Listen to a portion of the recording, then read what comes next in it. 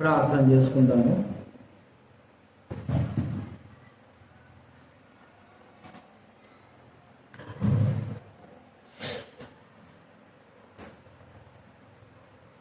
ప్రేమగల తండ్రి, పరిశుద్ధుడైన మా దేవ, యేసు క్రీస్తు నామమున మీకు వందనాలు చెల్లిస్తాము. స్తుతించే భాగ్యం ఇచ్చినందుకు స్తోత్రాలు ప్రభువా. మరియు ఆరాధించున్నాం. అదే ప్రకారంగా వాక్యానుసారంగా నన్ను మేము పరీక్షించుకున్నందుకు సహాయం చేయండి, కలిగించండి. రావాల్సిన వారు తీసుకురావాల్సిన చేస్తూ కృతజ్ఞతాపూర్వకంగా స్తుతులు చెల్లిస్తూ అన్ని విషయాలు సహాయం కోరుకుంటున్నాం. యేసు నామమున ప్రార్థించి వేడుచున్నాం తండ్రి. బయట ఎవరున్నారు? లోపలికి రండి. ఒక్కొక్కటి చాలా బయట ఎవరెవరు ఉన్నారో లోపలికి వచ్చారా? ఎవరెవరు ఉన్నారో లోపలికి వచ్చేయండి. ఒక్కరు ఉంటే చాలా. దేవుని వాక్యంలో నుండి బలవర్తమానం కొరకై కొరింథీ రాసిన మొదటి పత్రిక 11వ అధ్యాయం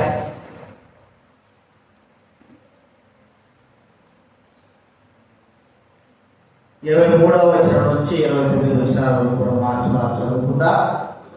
కొరింథీ రాసిన మొదటి పత్రిక 11వ అధ్యాయం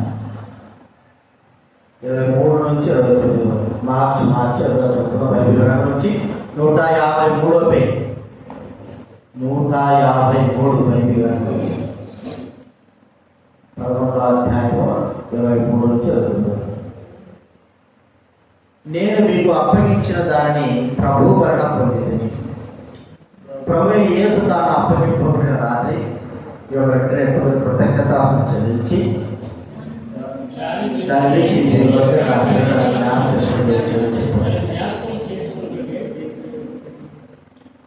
ఆ ప్రకారమే భోజనమైన పెంపడ ఆయన పాత్ర ఎత్తుకొని, ఈ పాత్ర నా రక్తము వలన ఆయన క్రొత్త నిబంధన, మీరు దీనిలో త్రాగకూడదని నన్ను జ్ఞాపకం చేసుకోవడానికి దీన్ని చేయడం చెప్పాను.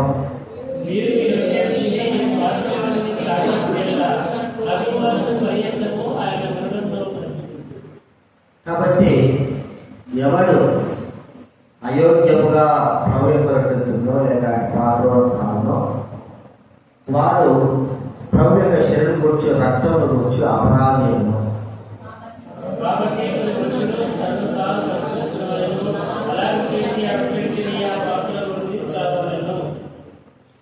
ప్రభువు శరీరం అని వివేచింపగా తిరిగి త్రాగుబడుతున్న శిక్షాకే తిరిగి త్రాగుతున్నాడు.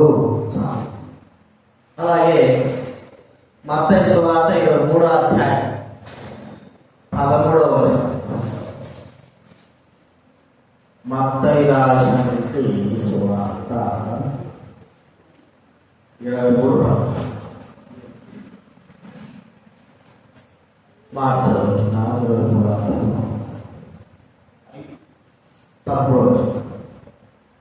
అయ్యో వేషధారులైన శాస్త్రులారా, పరిసయ్యులారా. అలాగే 17 మత్తయి సువార్త 17వ అధ్యాయం 17వ వచనం 17 చదువుగా మత్తయి సువార్త బైబిల్ గ్రంథం 18వ పేజీ కొత్త నిబంధన 17 అలా చదువు. అందుకు యేసు విశ్వాసం లేని మూర్ఖతరం వారులారా, మీతో నేను ఎంతకాలం ఎంతవరకు మిమ్మల్ని సహించును, వారిని నాకు తీసుకుని రండి చెప్పాను. కాబట్టి యేసు వారు మరి పరిచయలను శాస్త్రం గురించి చెబుతా వచ్చారు. అయ్యో అంటే వారి యొక్క క్రియలు బట్టి, వారి యొక్క జీవితాన్ని బట్టి వారిని గర్తిస్తూ వారు సరైన మార్గంలో లేరని గుర్తించి వారిని మరి హెచ్చరించే మాట, జాగ్రత్తగా ఉండాలని చెప్పినట్టుగా ఇక్కడ కనపడతారు. అయ్యో అంటారు. అదే రీతిలో మరి ఆలోచిస్తే ఆయన శిష్యులైన వారు కూడా ఆయనతో పాటు ఉన్నప్పటికీ ఆయన అర్థం చేసుకోలేకపోతున్నారు. ఆయన యొక్క విశ్వాసము వారిలో లేకపోవడం, ఆయన విశ్వాసం వారిలో లేదు. చాలాసార్లు ఆయన వారిని గద్దించాడు. మరి ఎంతకాలం నేను మీతో పాటు ఉంటాను, విశ్వాసం లేని మూర్ఖతరం వారి ద్వారా ఎంతకాలం నేను మీతో ఉంటాను, ఎంతకాలం సహిస్తాను, ఎంతవరకు మీతో నేను ఉంటాను అని ఆయన చెప్తాను.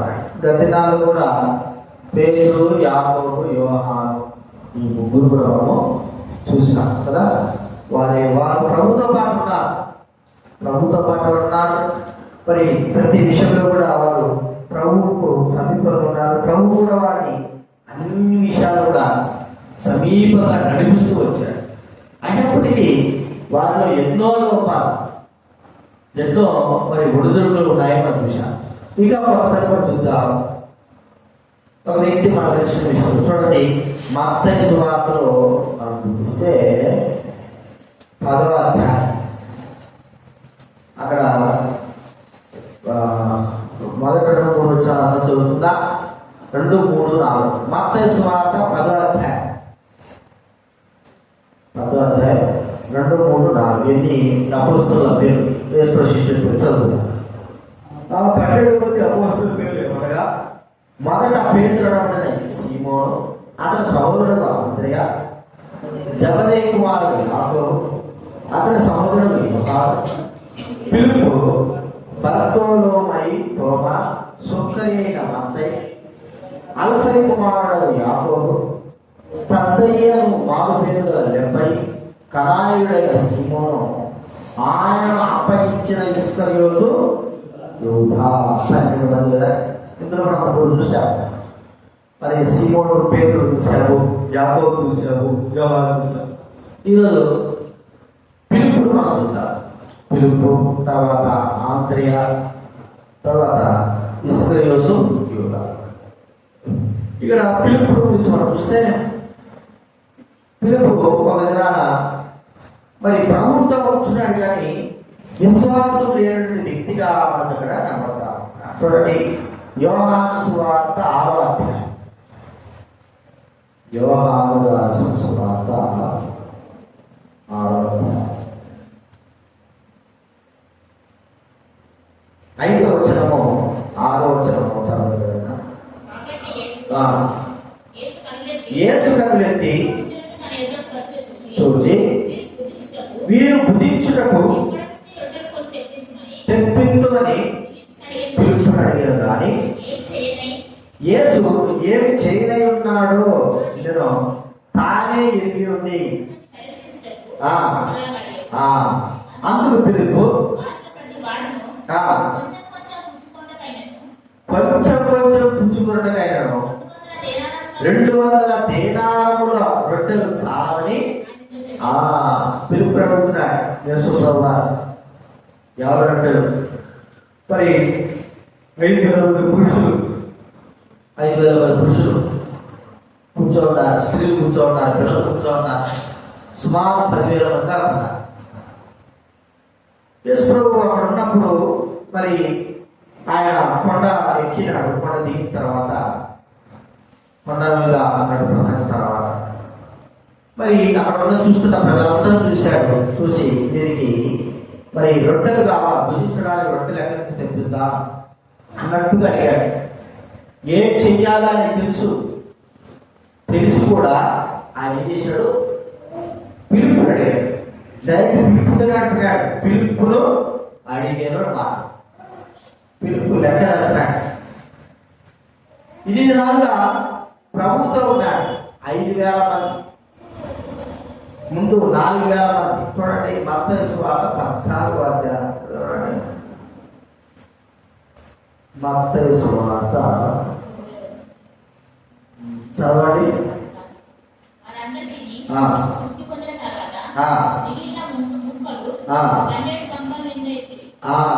ఐదవ 14వ అధ్యాయంలో ఇంచుమించు 5,000 మంది పురుషులు. 15వ అధ్యాయంలో మనం చూస్తే 38వ వచనంలో ఇంచుమించు 4,000 మంది పురుషులు. అంటే 2 సార్లు ఇక్కడ మనం చూస్తా ఉంటే ప్రభు గొప్ప కార్యాలు చేశాడు. 4,000 మంది పురుషులు, 5,000 మంది పురుషులు. ఏం చేయాలా? రొట్టెలు ఇంతమంది ప్రజలకి భోజనం చేయాలి కదా, ఏం చేయాలి? పిలుపు అడిగితే పిలుపు 200 దేనాలు కూడా సరిపోతాదా అన్నట్టుగా మాట్లాడుతున్నాడు. ఇక్కడ ముఖ్య వారికి మరి 200 దేనాలు రొట్టెలు చాలు, 200 దేనాల రొట్టెలు కూడా చాలు. చూడండి, దేవుని కదా పిలుపు అర్థం చేసుకోలేకపోతున్నాడు. ప్రభు యొక్క గొప్పవాడు ఆయన. మరి ఆయన క్రియను బట్టి లేదా పరిస్థితులను బట్టి లేకపోతే ఇంతమంది అంతమంది అని ఆయన చూసేవాడు కాదు. ఆయన గొప్పతనం లేదు. ఆయన శూన్యంలో వెలుగును కలగజేసింది, ఏమి లేక అన్ని కూడా కలగజేసింది, సమస్తాన్ని చేయగలిగిన దేవుడు. దేవుడి యొక్క గొప్పతనం తెలిసి కూడా అడిగినాడు కదా, అంటే ప్రభా ఇవన్నీ చేయగలవు, ఇది నీకు ఒక సాధ్యమేనా, నీకు అసాధ్యమేనా, నువ్వు ఎంతైనా చేయగలవని చెప్పాల్సింది పోయి 200 రొట్టెలు 200 దినాల రొట్టెలు తెచ్చినా కూడా సరిపోవు అని లెక్కలేస్తా. అంటే దేవుడు కార్యములు ఎలా ఉంటాయంటే ఎంతకైనా చేయడానికి ఆయన గొప్పవాడు, మనం నమ్మాలే. కానీ మన బాగా తెలుసు, మరి ఇశ్రాయేలు 4 సంవత్సరాల వాళ్ళు అరణ్యంలో వెళ్తా ఉంటే వారు పొయ్యి పెట్టుకోకుండా, పొయ్యి వెలిగించుకోకుండా 3 పూట్ల వారికి భోజనం సిద్ధం చేశాడు. ఒకవేళ తినగలిగిన వాడైతే 4 పూట్ల 5 పూట్ల కూడా తినగలిగేటువంటి భోజనాన్ని, శ్రేష్టమైన ఆహారాన్ని వాళ్ళకు అందించాడు. ఎన్నో గొప్ప కార్యాలు చేశాడు, ఎన్నో అద్భుత కార్యాలు చేశాడు. అయితే 200 దేనాల రొట్టెలు కూడా సరిపోవనేటువంటి ఒక అంటే అవిశ్వాసపు మాటలు మన జీవితంలో ఒకసారి మనం గమనిస్తాము. అవిశ్వాసం, ఇవి సరిపోతాయా, ఇవి ఉంటాయా? మరి బైబిల్ గ్రంథంలో మరి భగత్ సింగ్ గారు అనేక విధాలు ఆయన జీవితంలో మరి ఎందుకు మనకు భోజనాలు పెడుతున్నాం, మనము ప్రజలకి ఒక మీటింగ్ ఎక్కడైనా సరే పెద్ద పెద్ద మీటింగ్లలో భోజనాల కోసం డబ్బులు తీసుకుంటారు, టోకన్స్ అంటే అందరికి ఏర్పాటు చేయడం. మనకెందుకు? భక్సింగ్ గారు 100 మంది 50 మంది రాని అందుకు ఉచితంగా భోజనాలు పెడుతున్నాడు. దేవుడు మరి చేసే కార్యములు అలాంటి. ఆయన ఎంత గొప్ప కార్యమైనా సరే చేస్తాడు. అయితే నమ్మాల. చూడండి, మనకు తెలుసు ఆ బుడ్డిలో పట్టెడు పిండి కదండి, కొద్దిగా పిండి, నూనె.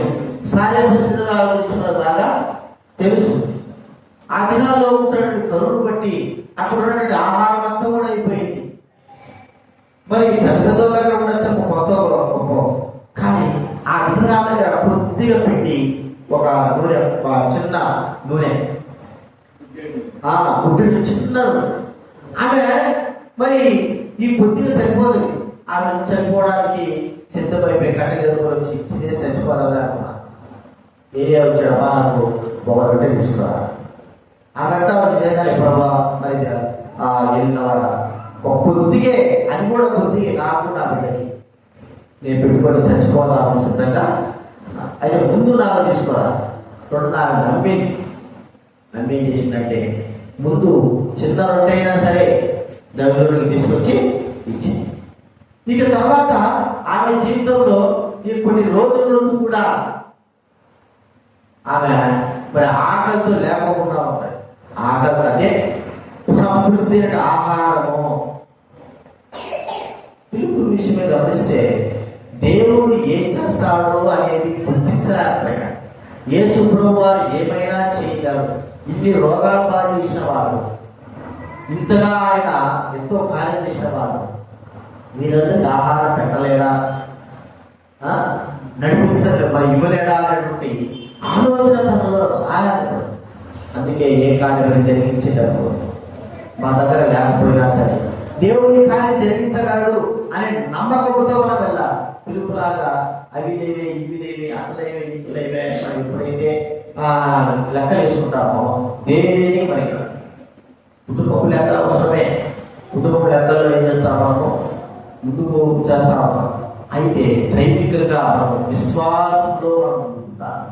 పిలుపు అలాగా చేయలేకపోయినాడు. అయితే యేసుక్రీస్తు వారు గొప్పతనాన్ని గుర్తించిన తర్వాత ఎన్ని రొట్టెలు? 5 రొట్టెలు, కొన్ని చిన్న చేప.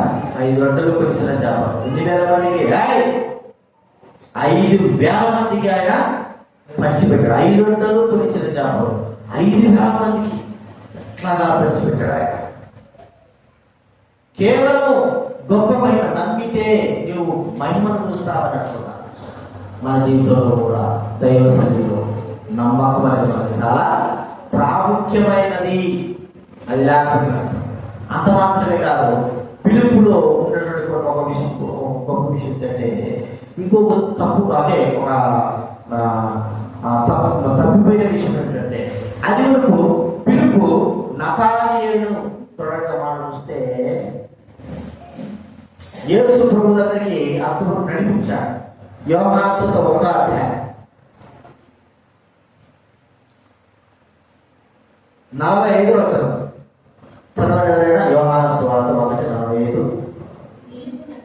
పిలుపు నతానీయులను కనుగొని యేసు ధర్మశాస్త్రం ఎవరు ముసిరాకుండా యేసు కనుగొన్నామంటే నతానీయులు అంటున్నాడు, నదేదు ఏదైనా వస్తుందా? అయితే ఏం చెప్తున్నాడా పిలుపు 40వ వచనంలో? వచ్చి చూడుము. పిలుపు అతనితో చెప్పారు, వచ్చి చూడుము. ఒక వ్యక్తిని ఏం చేశాడు? పిలుచుకొచ్చాడు కదా. ఎవరి దగ్గర తీసుకొచ్చాడు? అపనమ్మకస్తుడైనటువంటి నతానీయులు. ఒకవేళ ప్రభు యొక్క కార్యం అమరాపినాడేమో. దేవుడు అన్నాడు, నిజంగా ఇతను ఇశ్రాయేలు ఏ కపటం లేదు అన్నాడు. కానీ ప్రవక్తలు చెప్పిన మాటలను యేసు ప్రభు వచ్చాడు అంటే పిలుపు చెబితే నతానీయులు నమ్మాలి. నతానీయులు ఏం చేశాడంటే మనం నమ్మకూడదు కదా, ఇదే ప్రక్రియ, ఇదే కార్యము ఒకసారి ప్రభు యేసుక్రీస్తు వారిని గ్రీసు దేశస్తులు చూడాలని వచ్చారు. చూడగా మాటకి యోహాను సువార్త 12వ అధ్యాయం. యోహాను సువార్త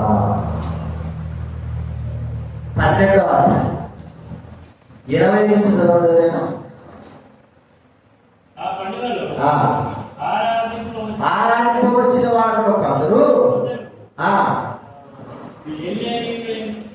కొందరు గ్రీసు దేశస్తులు ఉండేది. వారు గలిలయలోని బెత్సయిదా వాడైన పిలుపులకు వచ్చి, అయ్యా మేము యేసు చూడగలుగుతున్నామని అతనితో చెప్పగా పిలుపు వచ్చి ఆంద్రేయతో చెప్పాను.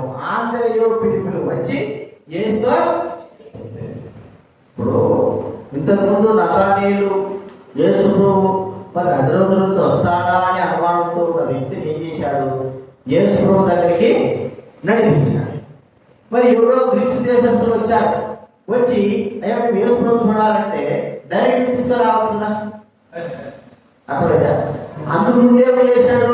ఒక వ్యక్తిని తీసుకురావడానికి ఇష్టపడ్డాడు. ఈసారి ఏం చేశాడు? తీసుకురాలేకపోయినాడు. ఆంధ్రయ్య చెప్తున్నాడు. ఆంధ్రయ్య కూడా ఏం చూస్తున్నాడు? ఇద్దరు కలిసిపోయినా చెప్పినాడు. ఒక్కోసారి మనం అనిపిస్తాడు అది మన జీవితంలో ఎట్లా ఉంటాయి. ఒకప్పుడు దేవుడి కొరకై అనేకమైన ఆత్మలను రక్షించడానికి కొరకై మనము ప్రభు బిడ్డలకు ప్రభువుకు వాక్యము అనేకమైన చెప్పేవారు. ఆసక్తి ఉంటే ఏది ఒకరినైనా తీసుకురావాలి, ఒకరినైనా దేవుడి సన్నిధికి నడిపించాలా, ఒకరినైనా నడిపించాలా.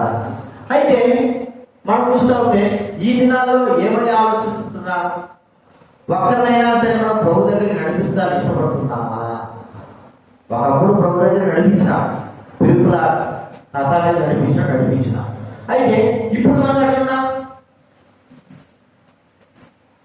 ఎంతో మంది యేసుక్రీస్తు వారిని చూడకూడదా, యేసుక్రీస్తు వారు మరి ఎలాంటి వాళ్ళని ఆశ కలిగిన వారే అంటారు. వారిని మనం ప్రభు దగ్గరికి డైరెక్ట్ గా నడిపించడానికి ఇష్టపడలేకపోతున్నా, చెప్పలేకపోతున్నా. ఒకప్పుడు యేసు ప్రభు గురించి చెప్పినట్లు ఇప్పుడు మనం చెప్తున్నామా? చెప్తామా? యేసు ప్రభు గురించి వివరిస్తున్నామా? ఒకప్పుడు మన ఇప్పుడు వారి ఎన్నో విషయాలు ప్రభు నమ్మిన తర్వాత ఆయన ఈ గొప్ప కార్యాలు చేశాడు, ఈ చేశాడు చెప్పాడు. మరి ఇప్పుడు అదే ఆసక్తి భారము అప్పుడు ప్రభు పిల్లలకు చెప్పినట్లుగా ప్రజలకు వారికి ఇప్పుడు కూడా మనం ఏం చేయాలి, వారికి చెప్పాలి. ఒకప్పుడు ఉన్నట్లుగా పిలుపు మరి మొదలైపోయినట్టుగా వారికి ఇక్కడ కనబడతారు. ముందేమో నతానేలు వచ్చినప్పుడేమో రా చూపిస్తారా అని తీసుకొచ్చి చూద్దాం బా అన్నాడు. అయితే గ్రీసు దేశస్తులు మేము వేసుకుని చూడాలయా అంటే వారు నడిపించడం సరిపాటి వేసుకుని తీసుకోబోదామని అన్నప్పుడు ఉంటారు. ఆంధ్రతో చెప్తున్నా, ఆంధ్ర ఇప్పుడు మన ఇద్దరు వేసుకుని చెప్తున్నా. మనం చిన్న విషయం గమనిస్తే ఒకప్పుడు మనం ప్రభు గురించి చెప్పినట్లుగా ఇప్పుడు మనం ప్రభు గురించి చెప్తున్నామా? ఒకప్పుడు ప్రభు దగ్గరికి అనేకమైన నడిపించినట్లుగా ఇప్పుడు కూడా మనం ప్రభు దగ్గరికి అనేకమైన నడిపిస్తున్నామా అనేది మనం ఒకసారి గుర్తించుకోవాలి. నతానేలు వలె అవిశ్వాసము, పిలుపు వలె అవిశ్వాస జీవితము ఉండకూడదు. యేసు ఏమైనా చేయొచ్చు, ఆయన ఏం లేదగా కూడా అన్ని కూడా సృష్టించగలరు. అలాంటప్పుడు యేసు ప్రభు మరి ఏం చేయాలని అడిగినప్పుడు ప్రభా అంత నీకే తెలుసు ప్రభా నువ్వేమైనా చేయగలరు. మృతులను సజీవులుగా చేయవాడు, లేని వాటిని ఉన్నట్టుగానే పిలిచేటువంటి దేవుడు. అన్ని దినాలు ప్రభుతో ఉంది. ప్రభువు సమస్తం చేయగలడు. ప్రభు ఇదేంటి నువ్వు తలుచుకుంటే ఈ 5,000 మందికి 50,000 మంది కూడా నువ్వు వెంటనే పెట్టగలవు అనేటువంటి ఆయన విశ్వాసము ఆ పిలుపులో. రెండవదిగా ఒకప్పుడు నతానేలు నడిపించినట్లుగా ఆసక్తి ఉందేమో కానీ అయితే దినాలు గడిచే కొద్ది యేసు ప్రభు దగ్గరికి గ్రీసు దేశస్తులు చూద్దామని వచ్చినా కూడా ఏం చేయాలి, తీసుకురాకపోయినాడు. యేసు ప్రభు దగ్గర సరాసరి తీసుకురాకపోయాడు. యేసు ప్రభు దగ్గర గొప్పతనం ఆయన గురించి తీసుకురాలేదు, ఆయన దగ్గర తీసుకురాలేదు. మన జీవితంలో కూడా ఒకప్పుడు బాగానే ప్రభు గురించి చెప్పుకుంటారు కానీ ఈ దినాల్లో యేసు ప్రభు గురించి చెప్పడానికి అసలు యేసు ప్రాణాలు వస్తానే కదా చెప్పేదాన్ని. ఇతరులకు కూడా చెప్పాలంటే ఎక్కడికి రావాలంటే మందిరానికి రాకపోతే ఏమని చెప్తారు, మందిరానికి రాకపోతే ఏమని ప్రభు గురించి ఇతరులకు వివరిస్తారు. కాబట్టి మొట్టమొదటిగా పిలుపుల గురించి మనం చూస్తా ఉంటే అవిశ్వాసం లేని వాడు, దేవుడు ఏదైనా చేయగలిగిన వాడిని అనుకుంటూ ఆ ఆలోచన లేని వాడుగా ఉన్నాడు. రెండవదిగా తను అంటున్నాడు చెప్పండి, అవిశ్వాసము జీవితం కలిగిన వాడే ఉన్నాడు. అంత మాత్రమే తప్పకుండా తనను గుర్తిస్తా ఉంటే ఒకప్పుడు ప్రభు దగ్గరికి అనేకమైన నడిపించాడు కానీ ఇప్పుడు ఎవరు కూడా అంటే ప్రభు దగ్గరికి రావాలనుకున్న వారు కూడా నడిపించలేని వాడుగా ఈ విషయాన్ని జ్ఞాపకం. అంత మాత్రం కాకుండా ఇంకొక వ్యక్తి మనం చూద్దాం. ఆ వ్యక్తి ఆంద్రేయ. చూడండి యోహాను సువార్త 6వ అధ్యాయం. యోహాను సువార్త 6వ అధ్యాయం 8వ వచనం. యోహాను సువార్త 6వ అధ్యాయం 8వ చదవండి. ఆయన శిష్యుల్లో ఒకడు అనగా ఆంద్రేయ. ఇక్కడ కూడా ఒక చిన్నవాడి 5 యవన రొట్టెలు 2 చిన్న చేపలు ఉన్నవి కానీ ఇంతమందికి ఏమాత్రం చూడండి. మరి అప్పుడు భోజనం లేదు అని చదివిస్తే భోజనం లేదన్నప్పుడు ఏం చెప్పాడంటే మరి వెతికా, రొట్టెల కోసము వెతికినా. ప్రభు ఎక్కడ వెతికినా రొట్టెలు లేవనేది కదా. ఎవరి దగ్గర రొట్టెలు ఉన్నాయా?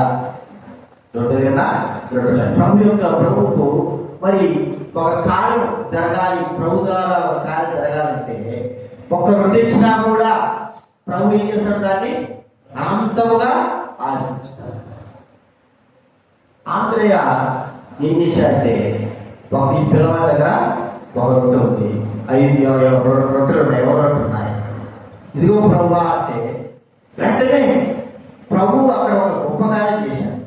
చూడండి, మనం ప్రభు దగ్గరికి ఏదైనా సరే మనది తీసుకొచ్చినప్పుడు ఆయన దాన్ని 2 దీవించేవాడు.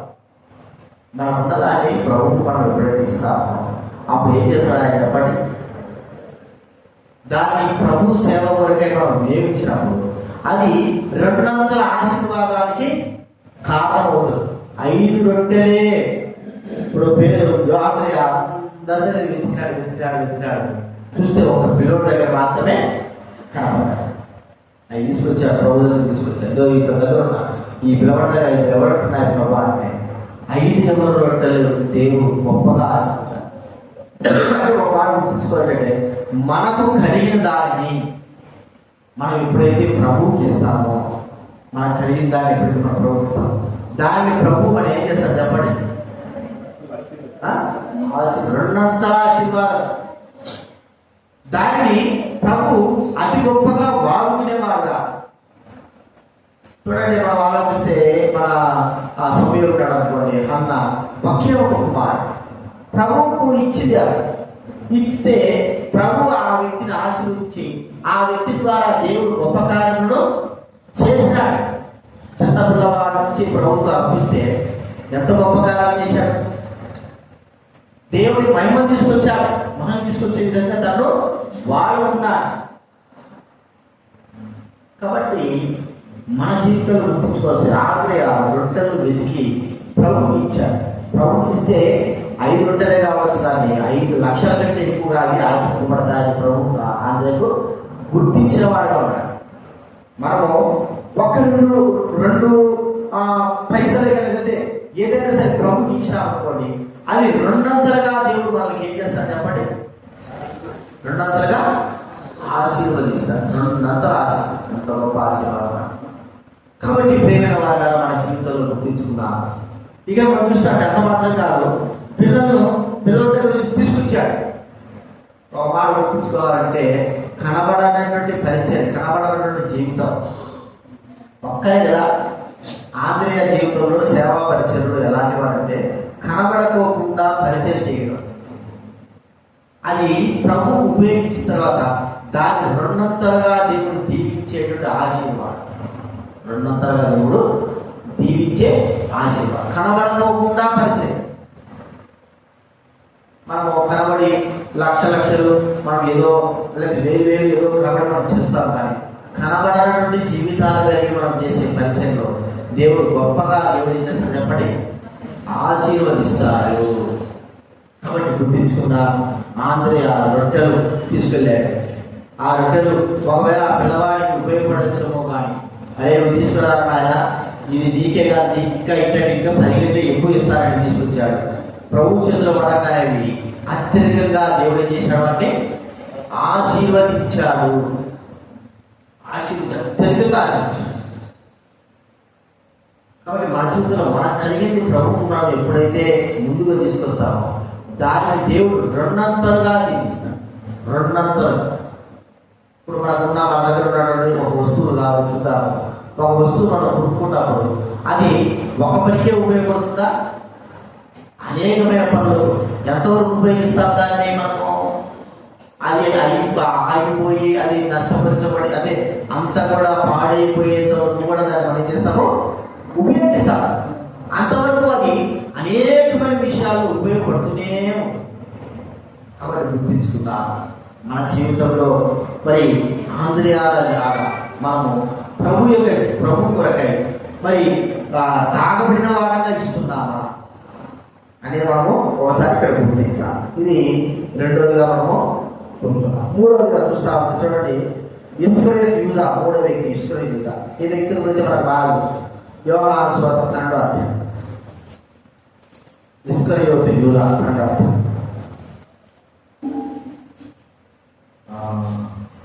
ఇక్కడ కూడా ఆ మాటే మనం చూస్తాం. 4వ వచనం యోహాను సువార్త 12వ అధ్యాయం 4వ వచనం నుంచి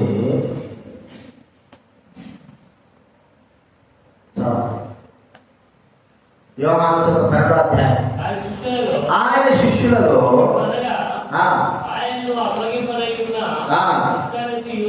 ఇస్కరియోతు యూదా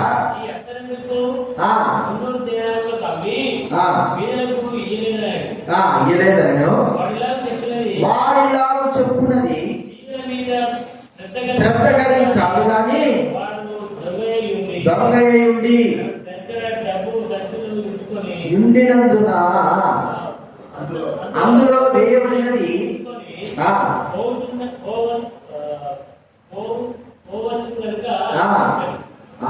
దొంగలిస్తా ఉన్నాడు.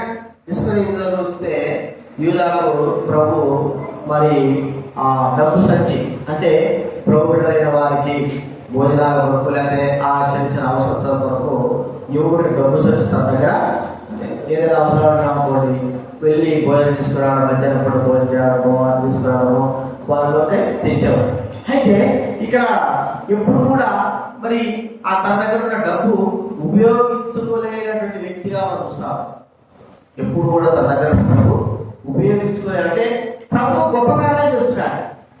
గొప్పగానే చేస్తున్నప్పుడు డబ్బుతో ఇంకేం పని కదా, డబ్బు ఎప్పుడు.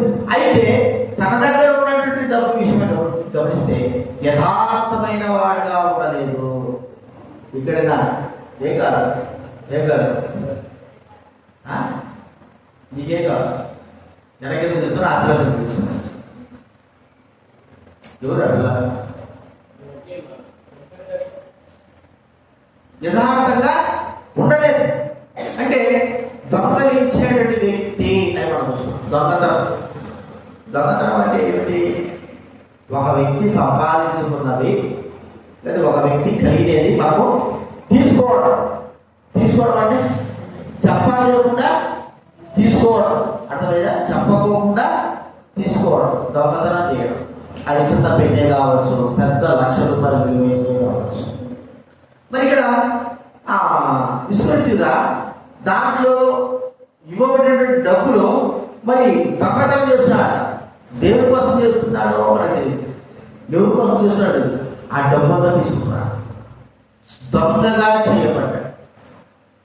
చూడండి, ఈ దినాలుగా ప్రభు ఉంటే ఆయన డబ్బు వస్తామని కానీ మరి వస్తున్నటువంటి ఆ డబ్బును యథార్థంగా జాగ్రత్తగా ఉంచవలసిన వాడు వ్యక్తి ఉండాల్సి పోయి దొంగతనం చేస్తా ఉంటాడు. ఇవ్వబడినంత దేవుడి సొమ్మే కదా, కానీ దొంగతనం చేస్తాడు. ఎందుకు అని చేసినాడు? మనం ఒకసారి ఆలోచిస్తే అనేకమైన సార్లు మనం కూడా దేవుడికి దొంగలమైన వారుగా అంటున్నాం. దొంగ అంటే అక్కడ వ్యక్తి దోచుకునేవారు. చూడండి, బైబిల్లో ప్రభు అంత చక్కటి మాట చెప్తున్నా అంటే ప్రభువుకు మనము ఏదైతే ఆయన చెప్పింది చేయకపోవడం, ఆయన ఇవ్వమన్నది ఇవ్వలేకపోతే అది దొంగతనంతో సమానంగా ప్రభుత్వం. చూడండి, మలాకి రాసినంత 3వ అధ్యాయం 8వ వచనం చదవడైనా మలాకి రాసిన బైబిల్ మత్తయి స్వాతంత్రుంటారు, మత్తయికి ముందుంటారు, మత్తయికి వెనక మానవుడు దేవుడి యొక్క దొరికినా మీరు నా యొక్క దొంగిలితిరి.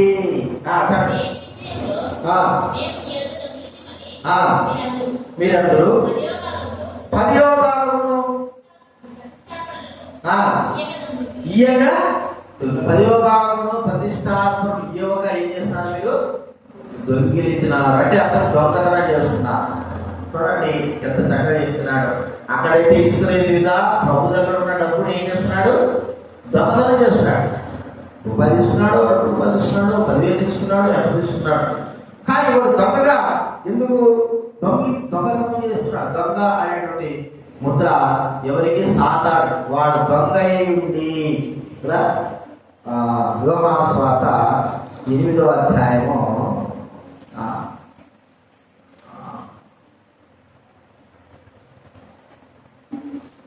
10వ అధ్యాయం. యోహాను సువార్త 10వ అధ్యాయము 9వ వచనం 8వ వచనం వాడేవారైనా యోహాను సువార్త 10వ అధ్యాయం. కాబట్టి యేసు నేనే దొంగలను దోచుకుని వారునై ఉన్నారు. నా ముందు వచ్చే వారందరూ కూడా దొంగలు, దోచుకునేవారు. ఈ దొంగ ఎవరంటే సాతానుడు, అపవాది. సాతానుడు, అపవాది. దొంగతనం చేసేవాడు. వారి బుద్ధి దొంగతనం బుద్ధి. అయితే మనం కూడా దేవుడి బిడ్డలమేమో, మనం కూడా అలాగే దొంగ బుద్ధి కలిగిన వారుగా ఉంటున్నామా? ఒకసారి మనం పరీక్షించుకోవాలి. దేవుడి బిడ్డలమే మనందరం కూడా దొంగ బుద్ధి కలిగిన వారుగా ఉంటున్నామా? దేవునికి మనం ఇవ్వకపోవడము దొంగతనంతో సమానం. దేవునికి సమానం అంటే మనం చాలా ఆలోచిస్తాం, కానీ దేవునికి మనం ఇవ్వకపోవడం దొంగతనం కోసం. దొంగతనం చేస్తే ఎవరు ఒప్పుకుంటారా చెప్పండి? ఇంట్లో ఉన్న మన పిల్లలే డబ్బు తీసుకుంటే అది దొంగతనంగా పరిగణిస్తాం. అర్థమైందా? మన పిల్లలు మనకు చెప్పకుండా మన కుటుంబస్తులే మన పిల్లలే చేస్తే దొంగతనం చేస్తే దొంగతనం ప్రకటిస్తే మరి బయట వారు దొంగతనంగా చేసినప్పుడు ఒప్పుకుంటావా? ఒప్పుకో. మరి అలాంటప్పుడు దేవుడు ఆయనకు మనం ఇవ్వలేకపోవడం ద్వారా, దేవుడికి ఇవ్వవలసిన భాగం ఇవ్వలేకపోవడం ద్వారా దాన్ని దేవుడు దొంగతనంతో పరిగణించిన వారుగా ఉంటున్నాడు. దొంగతనంతో సమానంగా పరిగణిస్తున్నాడు. ఇది మనం దొంగలంగా చేయబడుతున్నామా? విశ్వతుగా ఎంత దౌర్భాగ్యుడండి! ప్రభు దగ్గర ఉండి కూడా ప్రభు దగ్గర తాను దొంగతనము చేసిన వాడే ఉంటున్నాడు. ప్రభు దగ్గర ఉంటూనే ప్రభు దగ్గర దొంగతనం చేస్తున్నాడు. కాబట్టి మనం ఒకసారి పరీక్షించుకుందాం. నీవు నేను దేవుడికి ఇవ్వకుండా దొంగతనం చేస్తున్నా. దేవుడు మనకి ఇస్తున్నాడు, ఆయనకి ఇచ్చేది ఇవ్వాలి. ఏదైతే దాన్ని మనం ఆపుతామో, ఏదైతే దాన్ని మనం మరి మన అవసరం ఉపయోగించుకుంటామో అదే దొంగతనం. నేను 10 రూపాయలు కదండి ఉపయోగించుకున్నాను అంటే 10 రూపాయలు ఏంటండి? 10 రూపాయలు కదా తీసుకున్నాడు. 10 రూపాయలు అయినా సరే ఏంటి దొంగతనం. దేవుడు మన నుంచి కోరికలు లేదంటే ఆయనకి ఇవ్వవలసినది మనకి ఇసుకుగా తన దగ్గర పెట్టుకున్నాడు. నువ్వేం ఇవ్వాల్సి వస్తుందా? ఉన్న దగ్గర పెట్టుకోరాడా అంటే ఉన్నదాన్ని కూడా దొంగతనం చేసేవాడు కాబట్టి ఆయన సంపాదించి ప్రభుత్వం ఇచ్చేవాడు కాదు. కానీ నీకే దాచిపెట్టి ఉంచంటే దాన్ని కూడా దొంగతనము చేసి ఎత్తిపెడుతున్నాడు, దోచుకునేవాడు ఇసుకుగా. అలాంటి వారాన్ని మనం చేయబడుతున్నామా? ఒక్కసారి మనం పరీక్షించుకుందాం. మన జీవితాన్ని ప్రభువుకు అర్పించుకుందాం. ఇస్రాయేలీయుల తర్వాత మనం చూస్తా ఉంటే ఇంకో వ్యక్తి తోమా. చూడండి, యోహాను సువార్త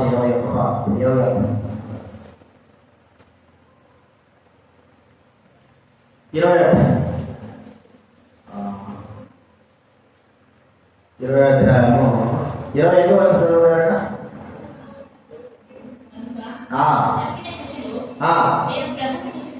మేము ప్రభువును చూసింది అతనితో చెప్పడా? వేగుల గుర్తును చూచి ఉంచితేనే గాని నమ్మను. ఉంచితేనే గాని నమ్మనే. చూడండి, యేసు ప్రభువును 3 సంవత్సరం ప్రభుత్వం వారికి అవిశ్వాసం తోమా అనే మాట. 3 సంవత్సరాలు 3.5 సంవత్సరాలు ప్రభుత్వం తిరిగితే యేసు ప్రభు చనిపోయి సమాజం తిరిగిలేశాడని శిష్యులకు కనబడ్డాడని చెప్తే కూడా, మా కనబడ్డాడన్నా కూడా శిష్యులు నాకు కనబడ్డాడని చెప్పినప్పుడు తోమ నమ్మలేదు. ఎవరో చెప్తే కాదు, శిష్యులే తనకి సహోదరులైన వారికి చెప్పినా కూడా నేను వేలు పెట్టి కూడా. అది ఎంత అపనమ్మకం, ఎంత అపనమ్మకం. ఈ దినాల్లో మనము దేవుడి కార్యాల విషయాలు అపనమ్మకం అనేది ఎక్కువగా, నమ్మకం కాదు అపనమ్మకం ఎక్కువ.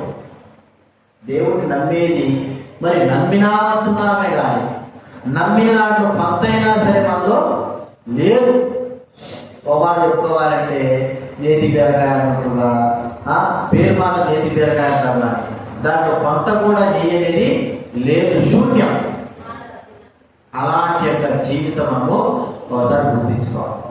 అంటే శూన్యమైన వారంగా, విశ్వాసం అసలుకే లేకున్న వారంగా, అడుగుపెట్టిన వారంగా, దేవుడి క్రియలు ఉన్నాయి, దేవుడు సహాయం చేస్తాడు, మనం ముందుకు వెళ్ళాలా అనేటువంటి వారంగా లేదు.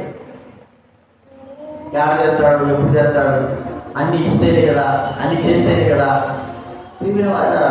మన ఎప్పుడు దేవుడి విశ్వాసం మనం ఎలా ఉంచగలుగుతున్నా, ఎలా నమ్మగలుగుతున్నా మనం ఒకసారి పరీక్షించుకున్నాం.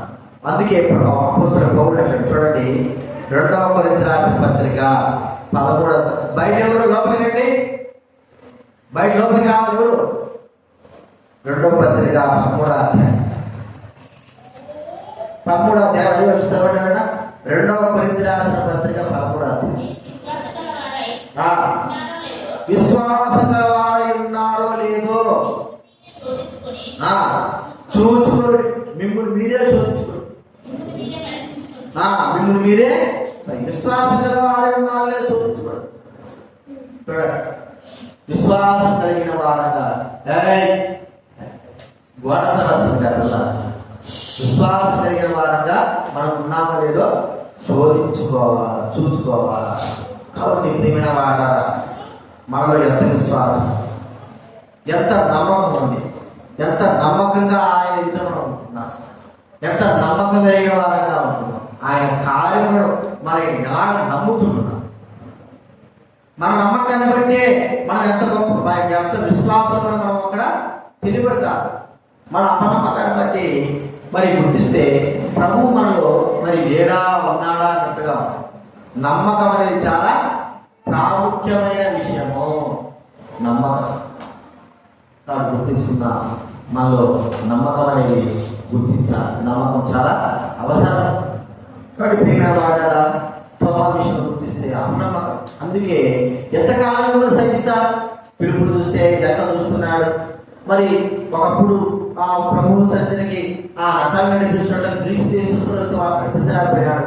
ఆంధ్ర చూస్తే రొట్టెలు మరి వెతికినాడు. మరి అంత మాత్రం కనబడిన వాడుగా ఉంటున్నాడు. చూడండి, ఇస్రాయేలు చూస్తే మనం చూస్తే దొంగగా ఉంటున్నాడు. ఒక దొంగగా ఉంటున్నాడు. అంత మాత్రం కాదు, తోమా చూస్తే అపనమ్మకస్తుడైన వ్యక్తిగా మనము చూస్తాం.